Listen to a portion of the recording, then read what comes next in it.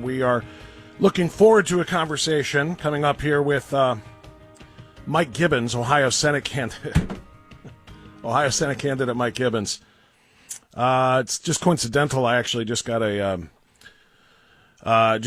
email, a statement releasing from the Gibbons campaign about the deaths of the U.S. service members in Norway. If you did not see that, they were just identified this morning. The names of the 4 service members who lost their lives in a tragic situation in Norway. It was a plane crash is what it was. So I just actually got a message from Mike Gibbons' team on my email as we are endeavoring to get him on the radio. And we will have him for you very shortly. So the situation, if you did not follow it, regarding Gibbons and Josh Mandel, this was at an event on Friday night. And in this situation, it was a Senate debate panel. Again, I wasn't there, so I don't have I don't know exactly what the format was. But looking at the video that we do have, and you can see it at alwaysright.us, looking at what we do have, it appears as though when the 5 individuals, 5 candidates who were there, Gibbons and Mandel, who are leading in the polls, along with J.D. Vance and Matt Dolan and Jane Timken.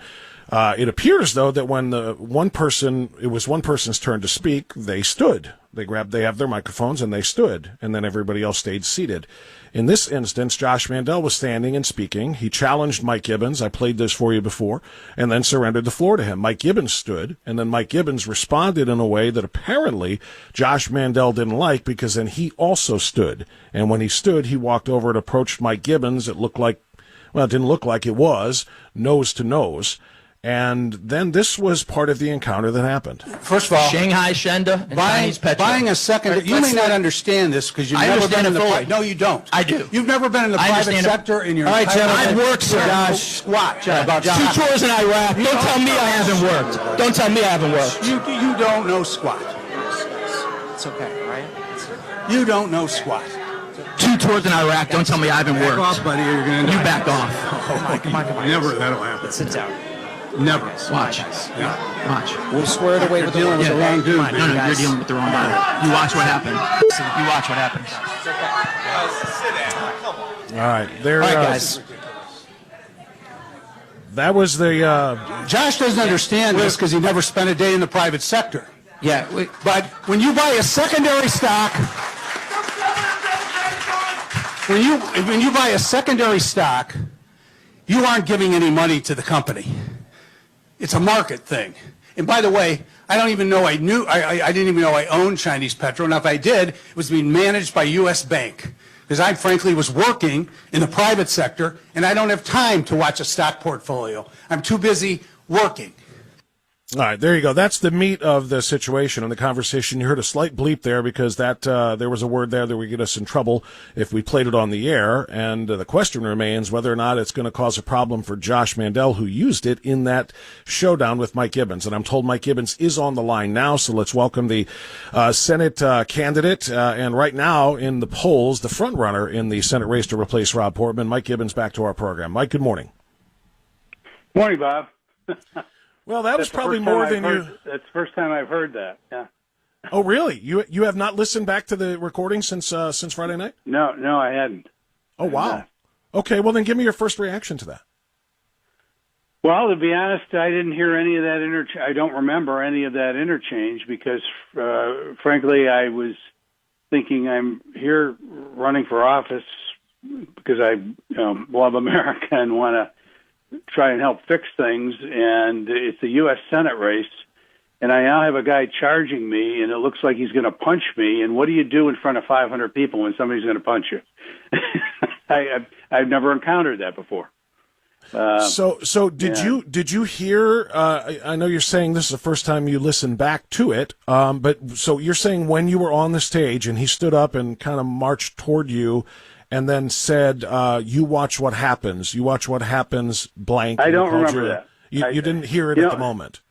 No, well, I mean, I probably did. All I can tell you, I was in a state of, I went into, this is a fight mode, and I can't believe it. I'm on stage running for the U.S. Senate, and all of a sudden there's this guy charging me on stage. He didn't just walk up and stand there. He put his chest in mine, and the way I grew up, that's a challenging, situation. And I thought, what do I do now? It sounded like, Mike, what you said is, you better back up, buddy, or something like that. And he said, no, you back down. And you said, that'll never, ever, ever happen. So you were engaging at the time, but I guess when the adrenaline gets pumping, the way that it did there, and again, you sounded like Right. you were in, fight or flight mode, and it's either he's going to punch me and I'm going to have to react, or I'm going to have to walk away and then, Right. be essentially pushed off of the stage. I've been around and I've been in those situations before, but it was just a total shock to have that kind of thing happen on a stage where you're doing a pretty serious thing, pretty important thing, and I think he has issues. There's no doubt about it. Have you had any kind of an acrimonious relation? I mean, obviously, you guys are all competing against one another. Everybody's in this race, so I know there's some level of maybe not fondness, I guess, because you have to treat this like a battle. It is, a political battle. But aside from the fact that you're both running for the same position, Mike Gibbons, have you had any acrimonious type of relationship with Josh Mandel in the past? And how surprised were you that he turned this as almost physical as it got? I've not had an acrimonious relationship with him. When he ran for treasurer, I supported him. I've had breakfast with him. He's a nice guy. Or at least I thought he was. And frankly, this was a shock. Now, this is the first time we've ever been on stage together in a debate situation where I'm kind of running away from him in the polls, and I think he's got. I don't think he's ever had anybody, beat him in a primary before. Mm-hmm. And he's having a lot of trouble with it. So do you think this was, and this is just your opinion, of course, do you think this was a desperation move on his part to try to gain more attention as the polls kind of start to shift, Mike? Well, if you are an observer of this election from the outside, every few weeks, Josh is throwing a show someplace. And, he debated a Democrat Senate candidate a few weeks ago, and it turned into a show. He's been thrown out of a board meeting physically. He was thrown out of a fundraiser in Florida. It's always Josh Mandel thrown out of someplace, and it's a physical thing with him that people are escorting him out. And frankly, I think he's a bit unhinged. And I'm not quite sure he's the kind of person that should represent this state. And I'm not saying it because I'm running against him. I think you just kind of look at the facts. I've interviewed you a number of times. I've interviewed Josh a number of times as well. I never really thought that anything like this would happen. I kind of thought you guys were more alike than different in terms of policy and in terms of conservatism and so forth. Yeah. So this I think is and I like passion. And I've said that many times. I want somebody who's going to be a lot more passionate, quite frankly, about the conservative causes that I think will benefit the people of Ohio and of this country than Rob Portman has ever brought, because I have not been a fan. But this did take me by surprise. So, Mike, what's going to happen? What's going to happen tonight? I understand there's another debate tonight. It's going to be on Fox 8 News, right? So, yes, there is. Same stage again. What do you expect will happen when you see Josh face to face?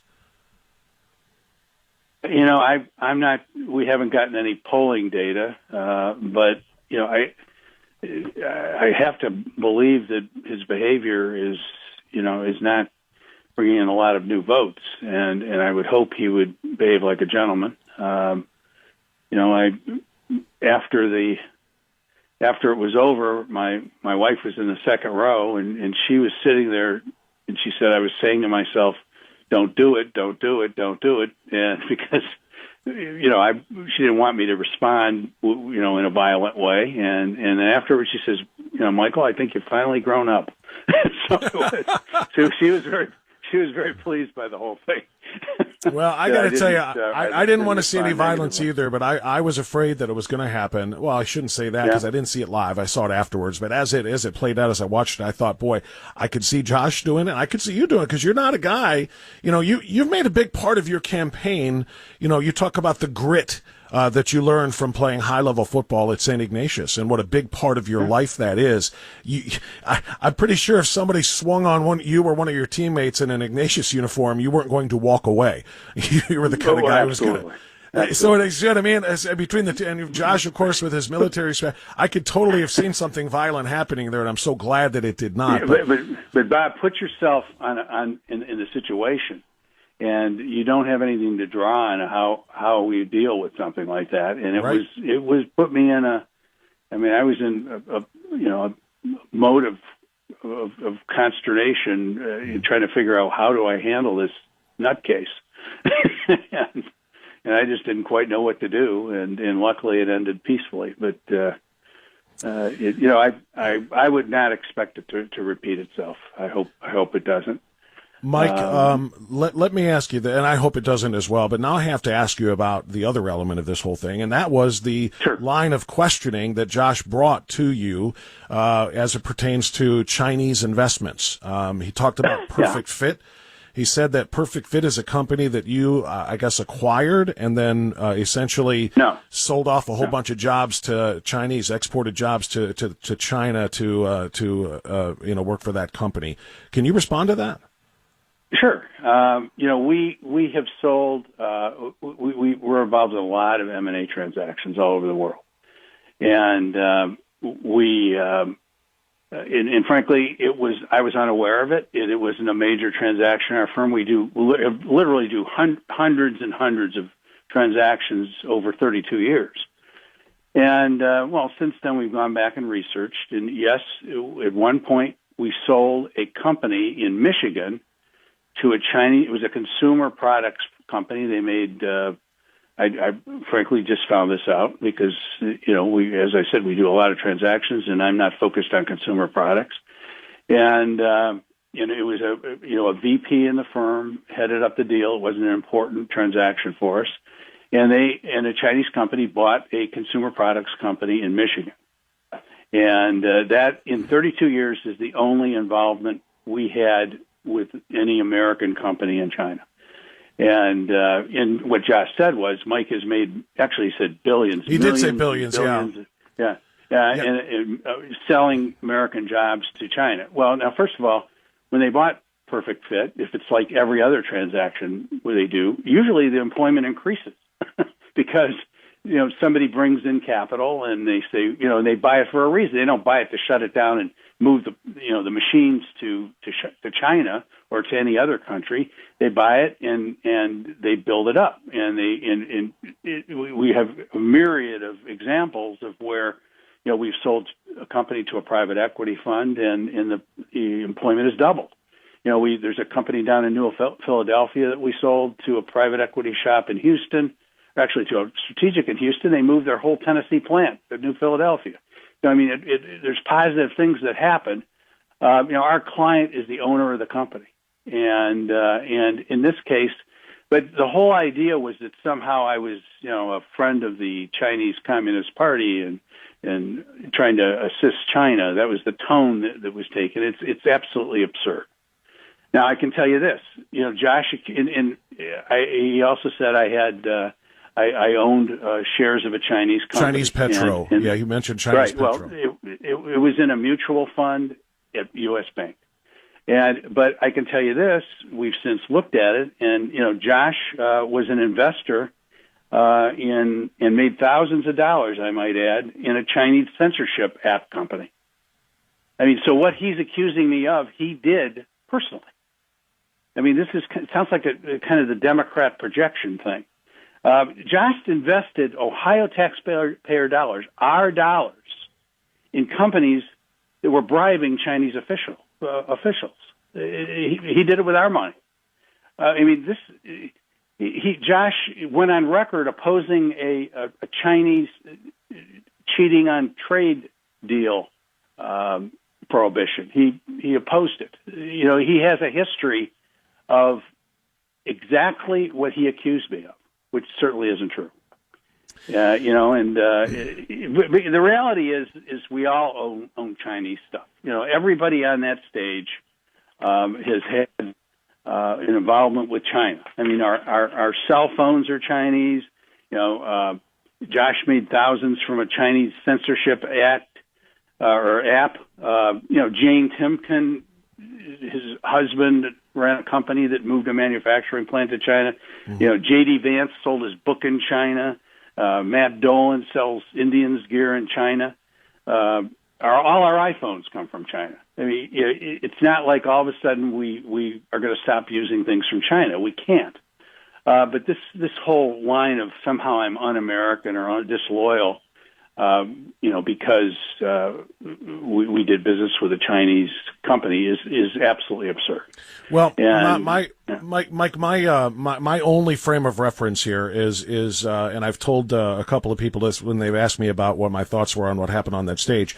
My only frame of reference is an IRA. I have an IRA. I'm not a business owner. I don't have a big portfolio. I just have a simple IRA. And guess what? I don't manage my own IRA. I've got a guy like everybody else does. Who's you better a watch broker. if you don't. Right. And I don't know what they're buying and selling. I know there's stocks and bonds and funds and all kinds of things that they buy and sell to try to maximize my money so that I can someday retire. That's it. Because I don't have a 401k. I got an IRA. That's the whole idea. And I've got somebody who does it. And you know what? I don't know what they buy. And I'm assuming when you multiply that times millions, times millions when you're in a situation like yours or other people of wealth, you don't know what your brokers are buying and what they're not, because as you said, you can't do that. And I was able to relate to that aspect of it because I have no idea what stocks are in my IRA portfolio. So how would you know what's in yours? How would Josh know what's in his, and so on and so forth, unless you're actively managing it? Well, Bob, that was news to me when he told me I own that stock. And he's correct. It was in there. It isn't now. And again, I don't keep track of this stuff. I just don't have the time to keep track of it. Yeah. And neither do I. Like I said, mine's small. Yeah. Well, it's there's only so much you can pay attention to. But I don't think Americans are disloyal for turning over their money to somebody to run it, and they may own some Chinese stocks. And as I said, Josh actually didn't manage have his portfolio managed, and the very thing he accused me of was one of the most egregious against American interest companies that he could have invested in, and he owned it, and yet he projected what he had done on me. Well, Mike Gibbons, Senate candidate, frontrunner of the GOP, I appreciate you coming on to address this, giving us your perspective. I will obviously, of course, talk to Josh on the air, maybe as early as tomorrow, and get his reaction to all of that as well. But of course, tonight it's another stage. I hope a handshake will commence rather than a left jab, because. Well, I hope so too. I think there's an issue where he doesn't like the idea of me saying that he has never worked in the private sector. And I've always wondered, why do we send people to Washington that have no concept of how our economy works? And his response is always, I'm a Marine. And I honor his service. As you know, I have a son in the U.S. Navy. My son's risking his life every day for this country. Josh risks his life for our country. I have nothing but respect for that. But it's not the answer to every single issue. You should have some expertise in something that might apply to the economic problem in this country, and because we have a huge one. Mike Gibbons, I appreciate that very much, and thank you so much for coming on. Best of luck in the event tonight. Thanks for having me, man. Thank you, Mike. All right, there's Mike Gibbons. His side of the little showdown on stage. We'll see what happens after tonight's event.